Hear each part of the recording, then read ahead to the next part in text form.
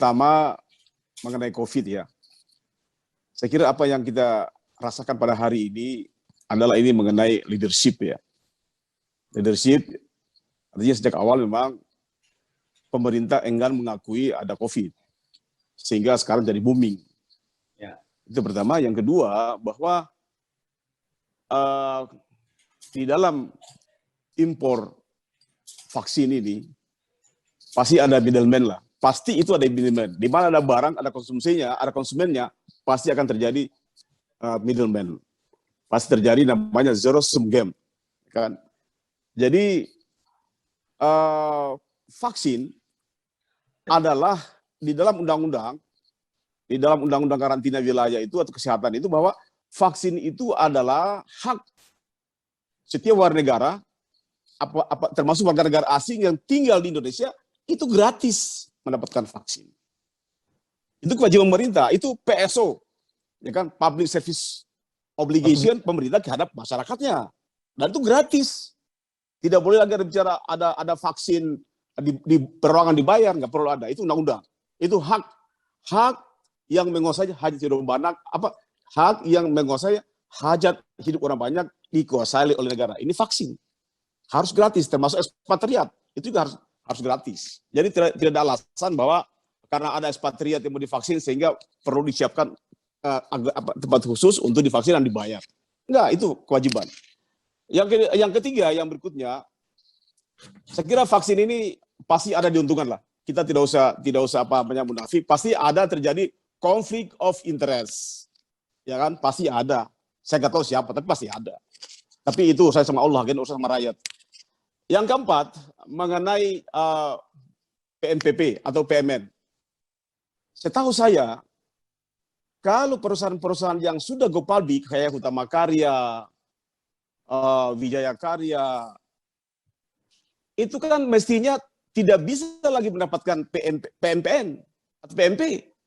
Dia namanya bukan lagi dikasihkan penyertaan oleh pemerintah, tapi dia harusnya di bail out. Kalau dia di bail out berarti rugi itu perusahaan. Jadi harus dibedakan. Mana perusahaan yang di bail out, kalau dia rugi itu perusahaan go public. Atau mana perusahaan yang penugasan. Kalau penugasan berarti pendekatannya tidak pendekatan investasi, tidak pendekatan bisnis, tapi pendekatan adalah PSO dari pemerintah untuk bangun jalan tol, meskipun secara teknik tidak menguntungkan, secara ekonomi tidak layak, tetapi karena ini PSO dari pemerintah, di penugasannya kepada Hutama Karya bangun, tapi harus dia hanya sistem namanya bill and transfer. Hutama Karya hanya membangun dan diserahkan pada jasa marga untuk dioperasikan. Hutama Karya mendapatkan kompensasi nilai proyek itu. Nah ini yang jadi pertanyaan saya. Jadi tadi Pak anggota DPR mengatakan bahwa saya pengalaman lah, saya berapa kali di DPR melakukan PNP perusahaan BUMN itu cincai lah. Cincai itu artinya BUMN menjadikan data mentah seakan-akan begini, ternyata itu rugi semua. Mengenai kereta api cepat, di dalam Perpres nomor 107 2015 itu jelas bahwa tidak akan digunakan dana APBN maupun tidak ada jaminan dari pemerintah. Itu adalah di Perpres 107 2015. Tetapi di dalam Perpres nomor 3 2016 ada peluang itu. Dibuka peluang itu bahwa pemerintah bisa saja memberikan PMP kepada PT Kereta Api Cepat Cina Indonesia. Itu bisa ada peluang itu. Ya kan? Jadi ini berbahaya dan ini proyek tidak visible, tidak layak dan tidak visible. Karena ini akan sangat memukul keuangan negara yang akan datang. Karena apa? Beban overrun cost-nya sudah mulai muncul. IDC-nya 10 tahun sudah mulai dipakai 3 tahun.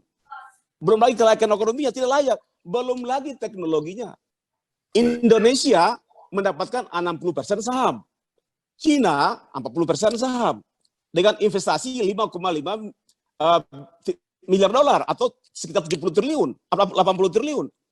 Itu bisa bayangkan kereta api Waskita Karya, Wijaya Karya, Jasa Marga, kereta api kan perusahaan belum untung, masih banyak ruginya. Kenapa disuruh pegang mengelola proyek begini besar? Ini bisa hilang kereta api, bisa hilang PTKA, juga hilang itu kereta api ke Cina nanti. Jadi menurut saya Pak Arya, ini perlu dikaji kembali lah. Bahwa ini proyek really tidak layak, tidak prospektif, dan ini pasti memberatkan.